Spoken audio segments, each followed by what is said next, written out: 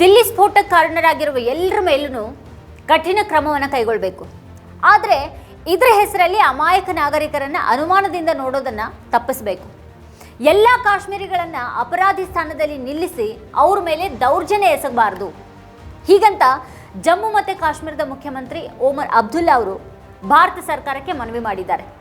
जब हर तरफ से हमारे ऊपर शक की उंगली उठती है,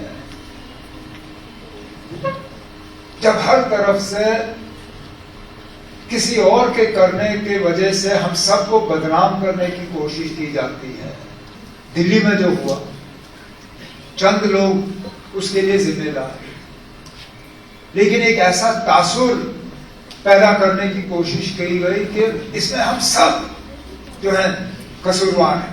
आज तो ना दिल्ली में जम्मू कश्मीर के रजिस्ट्रेशन वाली गाड़ी चलाना भी एक जुर्म के तौर पर समझा जाता है. ನವೆಂಬರ್ 10ರಂದು ದಿಲ್ಲಿಯಲ್ಲಿ ನಡೆದಂತಹ ಸ್ಫೋಟದ ಬಳಿಕ ಇಬ್ಬರು ಕಾಶ್ಮೀರಿ ವೈದ್ಯರನ್ನು ಅರೆಸ್ಟ್ ಮಾಡಲಾಗಿದೆ. ಸ್ಫೋಟದಲ್ಲಿ ಕಾಶ್ಮೀರದಲ್ಲಿರುವಂತಹ ಉಗ್ರರ ಕೈವಾಡಗಳನ್ನು ಶಂಕಿಸಲಾಗಿದ್ದು ಈ ದಿಕ್ಕಿನಲ್ಲಿ ತನಿಖೆ ನಡೀತಾ ಇದೆ. ಈಗಾಗಲೇ ಹಲವರನ್ನು ಬಂಧಿಸಲಾಗಿದೆ. ಕೆಲವರನ್ನ ವಿಚಾರಣೆ ನಡೆಸಿದ ಬಳಿಕ NIA ಬಿಡುಗಡೆಯನ್ನು ಕೂಡ ಮಾಡಿದೆ. ಆದರೆ ಇಲ್ಲಿನ ಮಡಿಲ ಮಾಧ್ಯಮಗಳು ತನಿಖೆ ಪೂರ್ತಿಯಾಗುವ ಮೊದಲೇನೆ ಇಡೀ ಕಾಶ್ಮೀರಿಗಳನ್ನು ಸ್ಫೋಟಕ್ಕೆ ಹೊಣೆಗಾರರನ್ನಾಗಿ ಮಾಡೋದಕ್ಕೆ ಪ್ರಯತ್ನ ಪಟ್ಟಿವೆ. ಊಹಾಪೋಹಗಳ ವರದಿಗಳನ್ನು ಹರಿಯಬಿಟ್ಟು ಒಂದು ನಿರ್ದಿಷ್ಟ ಪ್ರದೇಶದ ನಿರ್ದಿಷ್ಟ ಸಮುದಾಯದ ಜನರನ್ನ ಅಪರಾಧಿಗಳನ್ನಾಗಿ ಘೋಷಿಸಿ ಅವರಿಗೆ ಶಿಕ್ಷೆ ನೀಡುವಂಥ ಪ್ರಯತ್ನ ನಡೆಸ್ತಾ ಇದೆ. ಇದರ ಪರಿಣಾಮವಾಗಿ ಕಾಶ್ಮೀರದ ಹೊರಗೆ ವಿದ್ಯಾಭ್ಯಾಸವನ್ನು ನಡೆಸ್ತಾ ಇರುವಂಥ ಕಾಶ್ಮೀರಿಗಳನ್ನು ಅನುಮಾನದ ಕಣ್ಣಿನಿಂದ ನೋಡಲಾಗ್ತಾ ಇದೆ. ಮಾತ್ರ ಅಲ್ಲ, ಅವರನ್ನು ಭಯೋತ್ಪಾದಕರಂತೆ ಚಿತ್ರಿಸುವಂಥ ಒಂದು ಪ್ರಯತ್ನ ನಡೀತಾ ಇದೆ. ಇದರ ಪರಿಣಾಮವಾಗಿ ಅವ್ರ ಮೇಲೆ ಕೆಲವು ಕಡೆ ದಾಳಿಗಳು ಕೂಡ ನಡೆದಿವೆ. ಈ ಹಿನ್ನೆಲೆಯಲ್ಲಿ ಮುಖ್ಯಮಂತ್ರಿ ಉಮರ್ ಅಬ್ದುಲ್ಲಾ ಅವರು ಕೇಂದ್ರ ಗೃಹ ಸಚಿವರಿಗೆ ಮನವಿ ಮಾಡಿದ್ದಾರೆ. ಇಬ್ಬರು ಕಾಶ್ಮೀರಿ ವೈದ್ಯರ ಬಂಧನದ ಬಳಿಕ ಉತ್ತರ ಭಾರತದ ಹಲವು ರಾಜ್ಯಗಳಲ್ಲಿ ಓದ್ತಾ ಇರುವಂತಹ ಕಾಶ್ಮೀರಿ ವೈದ್ಯರು ಆತಂಕದಿಂದ ದಿನವನ್ನ ಕಳೆಯಬೇಕಾದಂತಹ ಸ್ಥಿತಿ ನಿರ್ಮಾಣ ಆಗಿದೆ. ಭದ್ರತೆ ಹೆಸರಿನಲ್ಲಿ ಕಿರುಕುಳವನ್ನ ನೀಡೋದು, ತಾರತಮ್ಯ ಎಸಗೋದು, ಅಪಮಾನಿಸೋದು ದಿನನಿತ್ಯ ನಡೀತಾ ಇವೆ ಅಂತ ಅವರು ಆರೋಪ ಮಾಡ್ತಾ ಇದ್ದಾರೆ. ಇನ್ನು ಸ್ಥಳೀಯ ಅಂಗಡಿಗಳು ಅವರಿಗೆ ದಿನಸಿ ವಸ್ತುಗಳನ್ನು ಕೂಡ ನಿರಾಕರಿಸ್ತಾ ಇವೆ ಅಂತ ಕೆಲವು ವಿದ್ಯಾರ್ಥಿಗಳು ಮಾಧ್ಯಮಗಳ ಮುಂದೆ ಅಳಲನ್ನು ತೋಡ್ಕೊಂಡಿದ್ದಾರೆ. ಫರೀದಾಬಾದ್ನಲ್ಲಿ ಸ್ಥಳೀಯ ಪೊಲೀಸರು ಕಾಶ್ಮೀರಿ ವಿದ್ಯಾರ್ಥಿಗಳನ್ನೇ ಗುರಿಯಾಗಿಸಿಕೊಂಡು ತನಿಖೆಯನ್ನು ನಡೆಸ್ತಾ ಇದ್ದಾರೆ. ಸುಮಾರು 2,000 ವಿದ್ಯಾರ್ಥಿಗಳಿಗೆ ತನಿಖೆಯ ಹೆಸರಿನಲ್ಲಿ ಕಿರುಕುಳಗಳನ್ನು ನೀಡಿದ್ದಾರೆ ಎನ್ನುವಂಥ ಆರೋಪ ಕೇಳಿಬಂದಿದೆ. ಇಂಥ ಅವಮಾನ, ಹಿಂಸೆ, ದೌರ್ಜನ್ಯಗಳು ಕಾಶ್ಮೀರಿಗಳಿಗೆ ಏನು ಹೊಸದಲ್ಲ. ಕಾಶ್ಮೀರದಲ್ಲಿ ಉಗ್ರವಾದಿಗಳು ನಡೆಸ್ತಾ ಬರುವಂಥ ಎಲ್ಲ ಕೃತ್ಯಗಳ ಹೊಣೆಗಳನ್ನು ಸಾಮಾನ್ಯ ಕಾಶ್ಮೀರಿಗಳ ತಲೆ ಕಟ್ಟಿ ಅವರನ್ನು ನಾವು ಶಿಕ್ಷಿಸ್ತಾನೆ ಬಂದಿದ್ದೀವಿ. ಇಷ್ಟಾದರೂ ಕಾಶ್ಮೀರಿಗಳು ಭಾರತದೊಂದಿಗೆ ಗುರುತಿಸೋದಕ್ಕೆ ಇಷ್ಟಪಡ್ತಾ ಇದ್ದಾರೆ. ಆದರೆ ಕಳೆದ 1 ದಶಕದಲ್ಲಿ ಕಾಶ್ಮೀರಿಗಳನ್ನು ಭಾರತದ ವಿರುದ್ಧ ಎತ್ತಿ ಕಟ್ಟೋದಕ್ಕೆ ಉಗ್ರರು ಶತ ಪ್ರಯತ್ನವನ್ನು ನಡೆಸ್ತಾ ಬಂದಿದ್ದಾರೆ. ಆದರೆ ಕಾಶ್ಮೀರಿಗಳು ಆ ಒಂದು ಪ್ರಯತ್ನಗಳನ್ನು ವಿಫಲಗೊಳಿಸ್ತಾನೆ ಬರ್ತಿದ್ದಾರೆ. ಒಂದು ಕಡೆಗೆ ಉಗ್ರವಾದಿಗಳ ಹಿಂಸಾಚಾರ, ಹಾಗೆ ಮತ್ತೊಂದು ಕಡೆಗೆ ಪೊಲೀಸರ ಸೇನೆಯ ಅನುಮಾನದ ಕಣ್ಗಳು. ಇವುಗಳ ನಡುವೆ ಕಾಶ್ಮೀರಿಗಳು ತಮ್ಮ ಭಾರತದ ಮೇಲಿನ ಪ್ರೇಮವನ್ನು ಸಾಬೀತುಪಡಿಸಬೇಕಾಗಿದೆ.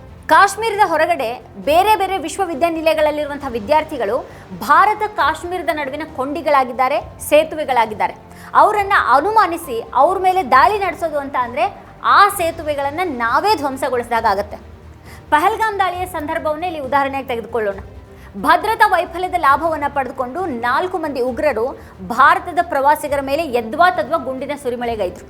ಆ ಸಂದರ್ಭದಲ್ಲಿ ತಮ್ಮ ಜೀವವನ್ನು ಒತ್ತೆ ಇಟ್ಟು ಸ್ಥಳೀಯ ಕಾಶ್ಮೀರಿಗಳು ಪ್ರವಾಸಿಗನನ್ನು ರಕ್ಷಿಸಿದರು. ಉಗ್ರರ ವಿರುದ್ಧ ಹೋರಾಡ್ತಾನೆ ಓರ್ವ ಕಾಶ್ಮೀರಿ ಹುತಾತ್ಮನಾದ.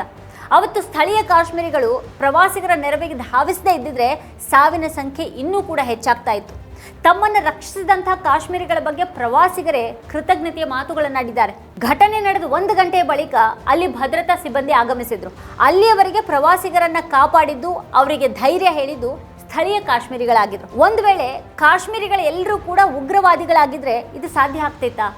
ಇಷ್ಟೆಲ್ಲ ಆದ ಬಳಿಕ ಕೂಡ ಪಹಲ್ಗಾಮ್ನಲ್ಲಿ ಭದ್ರತಾ ವೈಫಲ್ಯದ ಬಗ್ಗೆ ಏನೂ ಪ್ರಶ್ನೆ ಮಾಡಿದಂಥ ಮಡಿಲ ಮಾಧ್ಯಮಗಳು ಕಾಶ್ಮೀರಿಗಳು ಹಾಗೆ ಮುಸ್ಲಿಮರ ವಿರುದ್ಧ ಅಪಪ್ರಚಾರದ ದೊಡ್ಡ ಅಭಿಯಾನವನ್ನೇ ನಡೆಸಿಬಿಟ್ರು. ಎಲ್ಲ ಕಾಶ್ಮೀರಿಗಳು, ಎಲ್ಲ ಮುಸ್ಲಿಮರು ಉಗ್ರರು ಅನ್ನುವಂಥ ಒಂದು ನೆರೆಟಿವ್ ಮೀಡಿಯಾಗಳಲ್ಲಿ, ಸೋಷಿಯಲ್ ಮೀಡಿಯಾಗಳಲ್ಲಿ ವ್ಯಾಪಕವಾಗಿ ಹರಡಲಾಯಿತು. ಆದರೆ ಗಡಿಯಿಂದ ಅಷ್ಟೊಂದು ದೂರದ ಪಹಲ್ಗಾಮ್ಗೆ ಪಾಕಿಸ್ತಾನಿ ಉಗ್ರರು ಹೇಗೆ ಬಂದು ತಲುಪಿದ್ರು ಮತ್ತು ಹೇಗೆ ಅವರು ಅಲ್ಲಿಂದ ತಪ್ಪಿಸ್ಕೊಂಡು ಹೋದ್ರು ಅನ್ನೋಂಥ ಮಹತ್ವದ ಪ್ರಶ್ನೆಗಳನ್ನು ಮಡಿಲ ಮೀಡಿಯಾಗಳು ಕೇಳಲೇ ಇಲ್ಲ. ಇವತ್ತು ಕಾಶ್ಮೀರದಲ್ಲಿ ಉಗ್ರವಾದಿಗಳ ಸಂಖ್ಯೆ ಬೆರಳೆಣಿಕೆ ಅಷ್ಟೇ ಇದೆ. ಅವ್ರಿಗೆ ಹೋಲಿಕೆ ಮಾಡಿದ್ರೆ ಭಾರತದ ಒಳಗೆ ಗೋವಿನ ಹೆಸರಿನಲ್ಲಿ, ಹಿಂದುತ್ವದ ಹೆಸರಿನಲ್ಲಿ, ಜಾತಿಯ ಹೆಸರಿನಲ್ಲಿ ಹಿಂಸಾಚಾರಗಳನ್ನ ನಡೆಸುವಂಥ ಹಾಗೆ ಕೊಲೆಗಳನ್ನು ಮಾಡುವಂಥ ಉಗ್ರವಾದಿಗಳ ದೊಡ್ಡ ಪಡೆನೇ ಇಲ್ಲಿದೆ. ಉತ್ತರ ಪ್ರದೇಶ ಇದಕ್ಕೆ ಅತ್ಯುತ್ತಮ ಉದಾಹರಣೆಯಾಗಿದೆ. ಇಲ್ಲಿ ಅಲ್ಪಸಂಖ್ಯಾತರ ಮೇಲೆ ಹಿಂದುತ್ವದ ಹೆಸರಿನಲ್ಲಿ ಪದೇ ಪದೇ ದಾಳಿಗಳು ನಡೀತವೆ.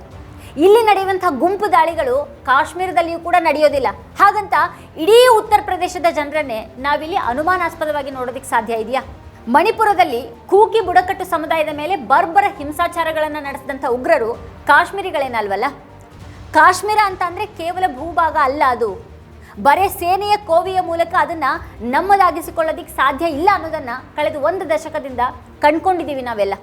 ಎಲ್ಲಿಯವರೆಗೆ ಕಾಶ್ಮೀರಿಗಳು ನಮ್ಮವರಾಗೋದಕ್ಕೆ ಸಾಧ್ಯ ಇಲ್ವೋ ಅಲ್ಲಿಯವರೆಗೂ ಕಾಶ್ಮೀರ ನಮ್ಮದಾಗೋದಕ್ಕೆ ಸಾಧ್ಯನೇ ಇಲ್ಲ. ಈ ನಿಟ್ಟಿನಲ್ಲಿ ಕಾಶ್ಮೀರದ ಜನರ ಭಾವನೆಗಳನ್ನು ಕೂಡ ನಾವು ಗೌರವಿಸಬೇಕಾಗಿದೆ. ಕಾಶ್ಮೀರಿಯತ್ ಉಳಿದಾಗ ಮಾತ್ರನೇ ಕಾಶ್ಮೀರ ಭಾರತದ ಭಾಗವಾಗಿ ಉಳಿಯೋದಕ್ಕೆ ಸಾಧ್ಯ ಇದೆ. ಕಾಶ್ಮೀರದ ಹೊರಗೆ ನಾವು ಕಾಶ್ಮೀರಿಗಳನ್ನು ಹೇಗೆ ನಡೆಸ್ಕೊಳ್ತಾ ಇದ್ದೀವಿ ಅನ್ನೋದ್ರ ಆಧಾರದಲ್ಲಿ ಕಾಶ್ಮೀರದೊಳಗೆ ಭಾರತದ ಕುರಿತ ಹಾಗೆ ಅಭಿಪ್ರಾಯವೊಂದು ರೂಪುಗೊಳ್ಳುತ್ತೆ. ಕಾಶ್ಮೀರದ ಹೊರಗಿರುವಂಥ ಕಾಶ್ಮೀರಿಗಳಲ್ಲಿ ಆತ್ಮವಿಶ್ವಾಸವನ್ನು ಬಿತ್ತೋದು ಭಾರತೀಯರ ಕರ್ತವ್ಯ ಆಗಿದೆ. ಭಾರತದ ಭಾಗವಾಗಿದ್ದಾಗ ಮಾತ್ರನೇ ನಾವು ನೆಮ್ಮದಿಯ, ಭದ್ರತೆಯ ಬದುಕನ್ನು ಕಾಣೋದಕ್ಕೆ ಸಾಧ್ಯ ಅನ್ನೋದನ್ನು ಕಾಶ್ಮೀರಿಗಳಿಗೆ ಮನವರಿಕೆ ಮಾಡಿಕೊಡ್ಬೇಕು. ಮತ್ತು ಅವರು ಆ ನಂಬಿಕೆಯ ಜೊತೆಗೆ ಕಾಶ್ಮೀರಕ್ಕೆ ಮರಳಿ ಅಲ್ಲಿ ಭಾರತದ ಪರವಾಗಿ ಜನರಲ್ಲಿ ಅಭಿಪ್ರಾಯಗಳನ್ನು ಬಿತ್ತಬೇಕು. ಕಾಶ್ಮೀರಿಗಳನ್ನು ನಾವಾಗಿಯೇ ಉಗ್ರವಾದಿಗಳ ಕೈಗೆ ಒಪ್ಪಿಸುವಂಥ ಒಂದು ಕೆಲಸವನ್ನು ಯಾವ ಕಾರಣಕ್ಕೂ ಕೂಡ ನಾವು ಮಾಡಬಾರ್ದು. ಕಾಶ್ಮೀರಿಗಳ ಮೇಲೆ ಅನ್ಯಾಯವಾಗಿ ಹಲ್ಲೆ, ದೌರ್ಜನ್ಯಗಳು ನಡೆದಷ್ಟು ಅದರ ಲಾಭವನ್ನು ಕಾಶ್ಮೀರಿ ಪ್ರತ್ಯೇಕತಾವಾದಿಗಳು ಮತ್ತು ನೆರೆಯ ಪಾಕಿಸ್ತಾನ ತಮ್ಮದಾಗಿಸುತ್ತವೆ ಅನ್ನುವಂಥ ಒಂದು ಎಚ್ಚರಿಕೆ ನಮಗಿರಬೇಕು. ವೀಕ್ಷಕರೇ, ಕುರಿತಾಗಿ ನೀವೇನು ಹೇಳ್ತೀರಿ? ನಿಮಗೇನು ಅಭಿಪ್ರಾಯ ಇದೆ ಅದನ್ನು ವಿಡಿಯೋದ ಕೆಳಗಡೆ ಕಮೆಂಟ್ ಮಾಡಿ ನಮಗೆ ತಿಳಿಸಿ. ಇದೇ ಹೊತ್ತಿನ ಸ್ಪೆಷಲ್ ನೋಡ್ತಾ ಇರಿ ವಾರ್ತಾಭಾರತಿ. ನೀವಿನ್ನೂ ವಾರ್ತಾಭಾರತಿ ಯೂಟ್ಯೂಬ್ ಚಾನಲನ್ನು ಸಬ್ಸ್ಕ್ರೈಬ್ ಮಾಡಿಲ್ಲ ಅನ್ನೋದಾದರೆ ಈ ಕೂಡಲೇ ಸಬ್ಸ್ಕ್ರೈಬ್ ಮಾಡಿ, ಹಾಗೆ ಪಕ್ಕದಲ್ಲಿರುವಂಥ ಬೆಲ್ ಐಕಾನ್ನ ಪ್ರೆಸ್ ಮಾಡಿ ನಮ್ಮನ್ನು ಪ್ರೋತ್ಸಾಹಿಸಿ.